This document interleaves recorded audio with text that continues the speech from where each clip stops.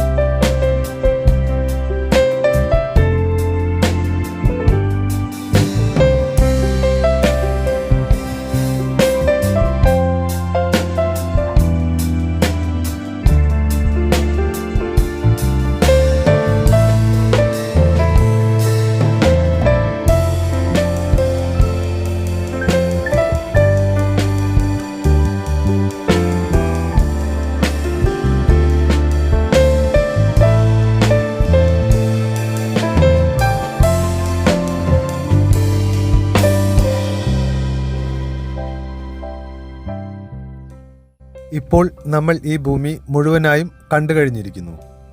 ഇവിടെ നിന്നും 300 മീറ്റർ ദൂരം മാറിയാൽ വീടുകളുണ്ട്.